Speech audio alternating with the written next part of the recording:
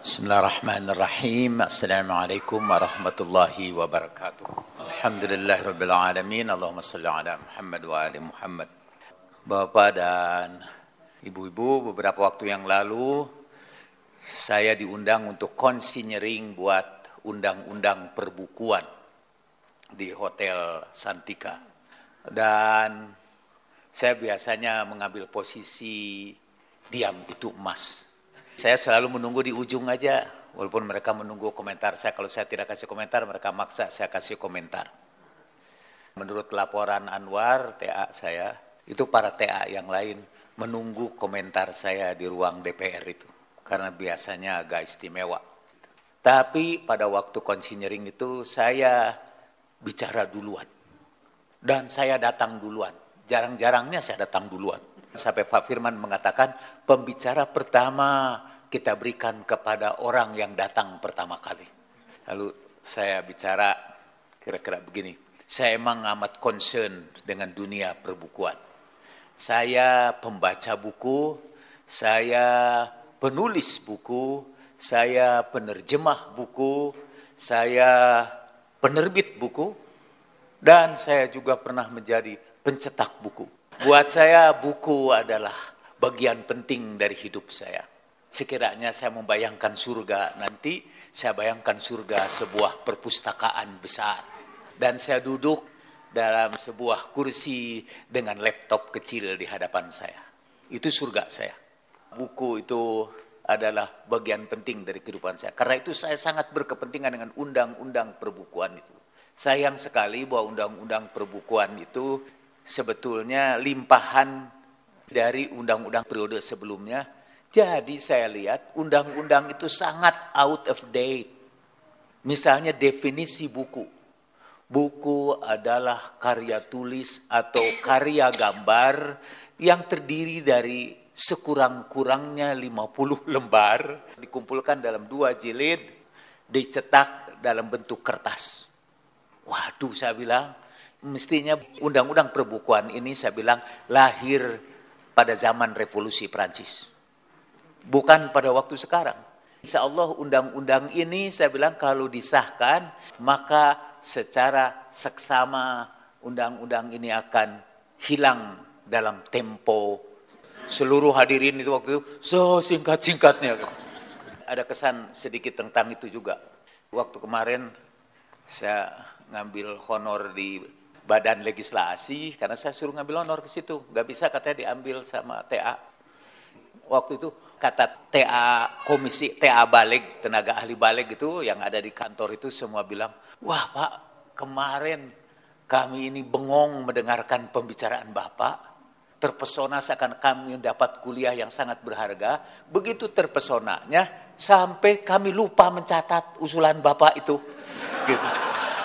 Dan jadi dia minta supaya saya memberikan catatan-catatan tertulis untuk itu, kata gitu.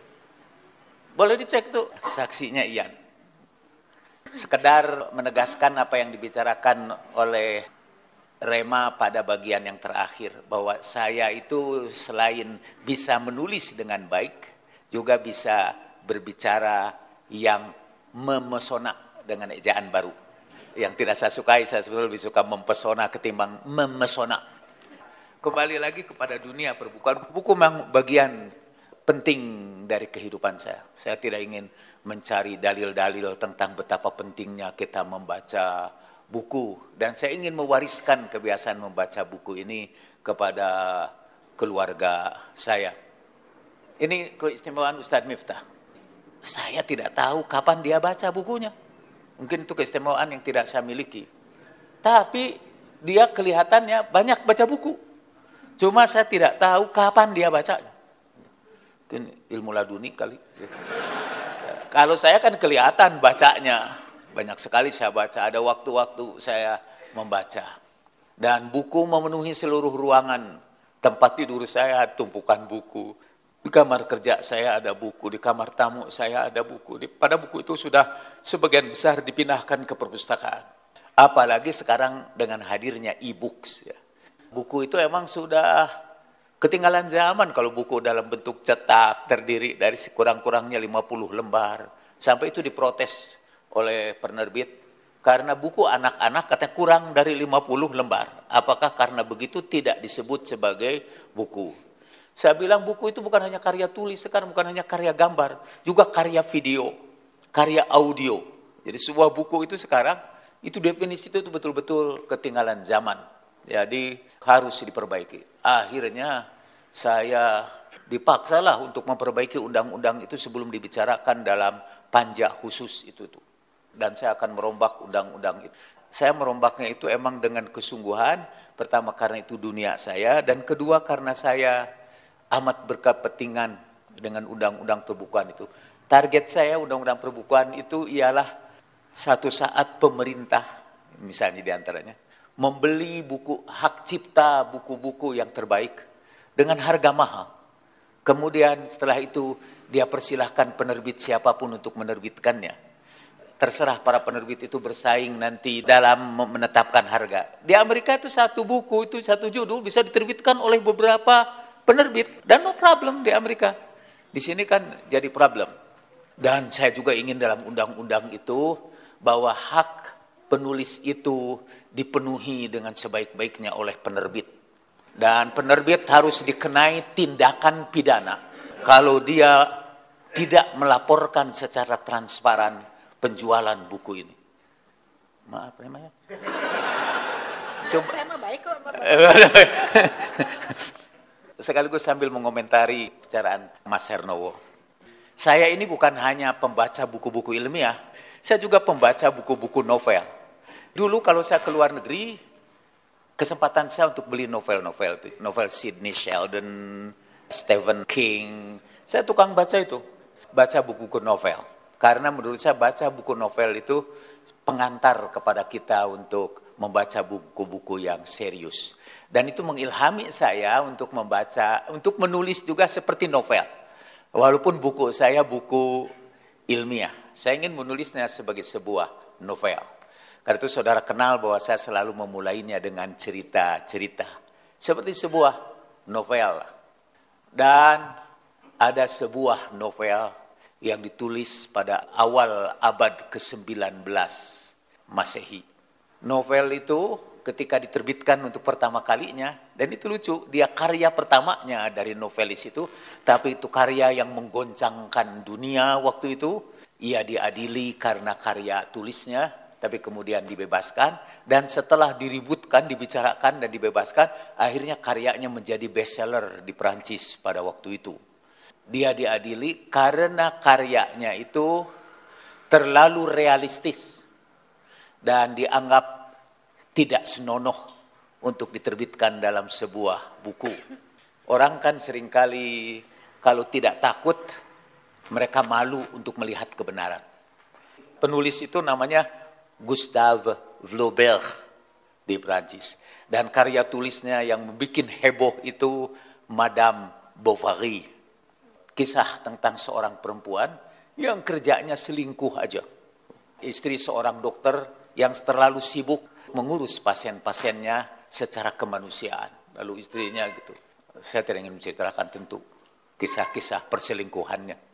Takut mengilhami orang-orang yang tidak baik. Dengan alasan suaminya terlalu sibuk. Karya itu menghebohkan. Dan ajaibnya itu juga ya jadi masterpiece dia yang dikenang selama berabad-abad.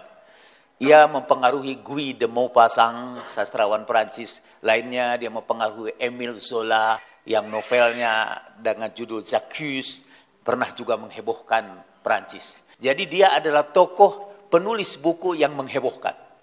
Buat saya Flaubert itu termasuk di antara inspirator. Saya baru cerita Flaubert sekarang ini aja. Terlalu banyak sebetulnya cerita yang belum saya sampaikan kepada Anda. Jadi rajin-rajin aja datang pada pertemuan yang ada saya di situ. Pasti masih ada ketemu kisah-kisah lainnya. Saya malah kekurangan waktu untuk berbagi pengalaman saya. Maaf rada sombong. Terlalu banyak ilmu saya dibandingkan dengan waktu untuk menyampaikannya. Yang pertama kali dengar kisah Flaubert itu istri saya. Saya selalu memberikan bagian terbaik kepada istri saya. Saya tidak peduli apakah dia mendengarkan saya atau tidak. Saya ngoceh aja tadi juga ini tentang Flaubert. Dan dia asik aja sambil berdandan. Saya ngomong yang lain lagi, ternyata dia memperhatikan. Gimana selanjutnya itu? Yang selingkuh itu. Jadi yang istri dokter itu gitu. Oh, dia dengar kan. Jadi saya lanjutkan. Jadi istri saya itu diam-diam pendengar dan saya sering salah menduga. Saya kalau mau khutbah Idul Adha, saya bacakan dulu sama istri saya. Dan dia pasti menangis duluan sebelum jemaah menangis. Dia memperoleh keistimewaan fadail, ya, dari fadailnya itu dia minal awwalin dari segala hal yang saya sampaikan. Termasuk buku-buku juga, karena dia susahlah baca buku. Hanya satu buku yang dia rajin baca. Dan itu juga keistimewaan istri saya. Al-Quran. Quran aja dia tuh. Aneh katanya kalau baca buku, dia selalu ngantuk. Tapi kalau baca Quran, tidak. Kalau saya baca novel, nggak ngantuk. Apalagi novel Flaubert itu. Nah, kata Flaubert, dan itu menyimpulkan saya kira komentar kita tentang pembahasan Pak Hernowo. Kata Flaubert, kalau saya tidak salah itu juga di dalam buku Madame Bovary itu. Saudara yang tidak bisa bahasa Perancis, boleh baca dalam buku bahasa Inggrisnya, judulnya bisa di download di PDF. Madame Bovary di PDF. Dan emang saudara itu akan terpesona dengan tulisannya. Dia menulis itu sangat visual dan sangat hidup. Dia mengatakan, saya orang perfeksionis dalam menggunakan bahasa. Saya selalu memilih le juste mot, kata-kata yang tepat, the right word. Kadang-kadang dia memang nulisnya lambat. Kadang-kadang kalau belum menemukan kata yang tepat, dia berhari-hari merenung, mencari kata yang tepat. Jadi seluruh kata yang ada di situ itu berdasarkan pilihan yang melelahkan. Saya kira dia disebut the martyr of style oleh para pengulas sastra di Amerika. Orang yang sahidnya karena mempertahankan style penulisan. Nah, ada nasihat dia kepada saya yang saya catat, juga boleh Anda catat. Kata dia, ne lisez pas, janganlah kamu membaca comme les enfants lisent, seperti anak kecil membaca, for vous amuser, hanya untuk menghibur. Janganlah kamu membaca seperti anak kecil yang membaca itu untuk hiburan, pour vous amuser. Dan jangan juga kamu membaca comme les ambitieux. Jangan juga kamu membaca seperti seorang kutu buku, les ambitieux, les ambitiouslistes. Janganlah kamu membaca comme les ambitiouslistes, seperti seorang kutu buku membaca pour vous instruire, hanya untuk memperoleh pelajaran. Tapi kata dia, non, tidak semuanya itu. Lisez pour vivre, kata dia. Bacalah untuk hidup kamu. Jadi kita membaca itu untuk mengubah hidup kita. Untuk menjadi petunjuk dalam hidup kita. Untuk menjadikan pegangan dalam hidup kita. Itu ditunjukkan oleh Mas Hernowo. Setiap yang dia baca, dia jadikan sebagai bahan untuk cara hidup dia berikutnya. Sebagai bahan untuk memandang dunia dengan cara yang baru. Pour vivre. Ya.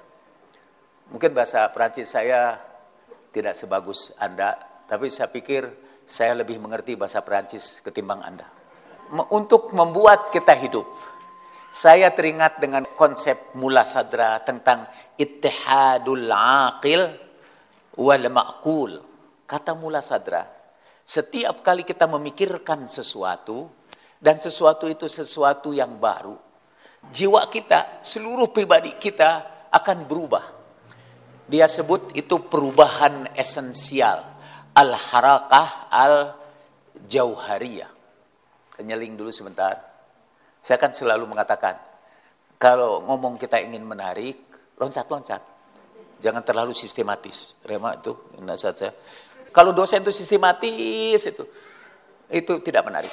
Itu sebabnya ngobrol kita itu mengasihkan, karena tidak jelas sistematikanya. Kita bicara apa saja. Kita bisa 2 jam tadi dengan Rema itu bicara, mengasihkan. Kan bicaranya apa saja. Tidak ada sistematika kan. What comes to my mind, apa yang datang pikiran kita, itu kita bicarakan.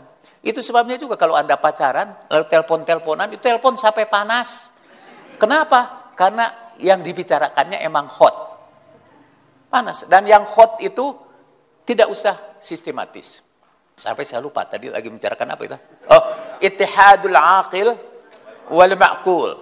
Jadi kalau kita mempelajari sesuatu, membaca sesuatu, jiwa kita itu berubah. Esensi kita berubah. Kita bukan lagi kita yang sebelum membaca buku. Kita adalah kita yang baru. Al-harakatul jauhariyah. Nah tadi yang mau saya sebutkan itu pujian dulu dekan Fakultas Pasca Sarjana Unpad. Sekarang sudah meninggal dunia. Ketika dia baca buku psikologi komunikasi dari Ramato, dia mengatakan, Pak Jalal itu luar biasa, kata dia. Dia menulis sebuah buku ilmiah yang ditulis dengan bahasa yang sederhana, kata. Dan kata dia, buku itu sederhana. Saya tidak lepas baca buku itu, padahal itu bukan bidang ilmu saya, kata dia. Saya tidak lepas baca buku ini, dan saya merasa saya berubah karena membaca buku ini. Mungkin dia juga membacanya bukan untuk wuzamuzeh, bukan untuk menghibur, bukan untuk wuzangtuire, bukan untuk memperoleh pelajaran, tetapi untuk vivre, untuk kehidupan, supaya jadi bekal dalam kehidupan dia. Nah itu kata Mula Sadra, itu namanya ittihad al-aqil wal ma'qul. Kita berubah dengan apa yang kita ketahui. Jadi begitu kita mengetahui yang baru, diri kita juga berubah. Itu yang oleh Mas Hernowo tadi disebut growth, ya. Jadi buku itu berkembang terus-menerus, dan jiwa kita juga berkembang terus-menerus, ya. Mulai sekarang ini belajar Mas Hernowo, bacalah bukan untuk menghibur, bukan untuk, mungkin saya akan menambahkannya pakai kata semata-mata sekarang. Bukan hanya untuk menghibur, bukan hanya untuk mengambil pelajaran, tapi untuk mewarnai dan mengubah hidup kita dengan apa yang kita baca. Jadi ketika saya baca novel itu, saya bukan hanya membaca untuk hiburan saja, bukan untuk mengambil pelajaran. Saya membaca untuk menentukan jalan hidup saya. Itu dari Mas Hernowo tentang itu contoh membaca buku-buku saya untuk mengubah hidup saya. Dan saya sebagai penulis juga, saya ingin menulis buku saya tidak hanya untuk menghibur, tidak hanya untuk memberikan pelajaran, saya menulis dengan upaya untuk mengubah hidup Anda. Jadi ketika, maaf saya menceritakan itu kembali, ketika seorang ibu di Bangka mengundang saya, dan saya bawa istri saya ke Bangka ini sebagai saksi, karena anaknya yang narkotik berubah menjadi anak yang saleh setelah membaca buku saya yang mendadak, itu bukunya. Buku Rindu Rasul, dan katanya itu anak itu sedang melakukan detoksifikasi di rumah sakit. Salah seorang anggota keluarganya digantikan untuk menunggui dia, dan sementara menggantikan, dia ketinggalan bukunya di situ. Lalu giliran berikutnya ibunya datang ke rumah sakit, dan dia terkejut sambil terharu sekaligus. Anaknya yang pecandu narkotik itu sedang sujud dalam keadaan menangis terisak-isak. Dan berubahlah seluruh jalan hidupnya. Itu menjadi sebuah epifani yang mengubah jalan hidup dia. Dan saya diundang dengan tiket dari dia. Kemudian berangkat beserta istri saya. Itu ibunya dari jauh melihat saya itu sudah menangis, menjerit-jerit. Histeris lah, excited. Jadi begitu datang istri saya dipeluk habis-habisan. Maksud dia sih mau memeluk saya, tapi kan tidak mungkin. Jadi dia peluk istri saya. Itu sebabnya juga saya bawa istri saya. Menghindari fitnah yang seperti itu. Itu hidup dia berubah karena membaca buku. Rupanya waktu itu dia baca buku bukan hanya Wuzamuzeh, bukan juga Wuzangtuire, tapi dia membaca buku itu untuk vivre, untuk hidup. Tapi pernah juga dulu saya mengumpulkan anak-anak di situ di pesantren Mutahari, para mahasiswa Dan seorang anak tiba-tiba datang kepada saya minta dilantik sebagai sarjana. Masih mahasiswa dia. Dilantik sebagai sarjana, saya bilang, atas dasar apa saya melantik kau sebagai sarjana? Saya hafal buku Bapak, Pak. Buku psikologi komunikasi. Dan boleh Bapak tes. Lalu Bapak buka bab. Lalu saya buka bab 2 kalau saya tidak salah. Dan dia betul, tanpa buku itu dia hafal bab 2 itu. Saya terkagum-kagum, saya sendiri boro-boro hafal kan penulisnya. Dia hafal dengan titik komanya itu sangat hafal. Dan akhirnya kami harus membawa beliau ke rumah sakit jiwa. Buku itu telah mengubah dia. Membuat goncangan dalam hidup dia. Sehingga dia tapi ya itu hanya sebentar, mungkin goncangan aja. Dan akhirnya jiwanya itu escape into higher order. Jadi jiwanya setelah digoncangkan, itu menurut hukum Ilya Prigozhin, pemenang hadiah Nobel dalam fisika, itu dia loncat kepada struktur yang lebih canggih. Dia sekarang menjadi dosen di sebuah perguruan tinggi negeri di sini, yang termasuk dosen pinter juga. Dan yang membuat otaknya berguncang ialah buku psikologi komunikasi. Terakhir ini, kemarin saya bertemu dengan seluruh direktur bank di DPR, BNI, direktur BNI Syariah, BRI Syariah, dan Mandiri Syariah. Setelah itu mereka salaman kepada saya. Yang satu, Pak, saya ini pembaca buku Bapak. Kata. Saya cek aja itu apa yang Anda baca itu. Islam aktual, Islam alternatif, Pak. Gitu. Terus lewat lagi, direktur bank satu lagi juga, saya juga Pak pembaca buku Bapak. Ya. Dan dia menyebutkan buku-buku, saya penggemar buku Bapak. Dan di antara anggota-anggota DPR itu, banyak yang datang ketika lihat saya, Kang Ja, dan dia selalu memperkenalkan dirinya sebagai pembaca buku. Jadi saya pikir, ini buku saya telah mengubah hidup sekian banyak orang.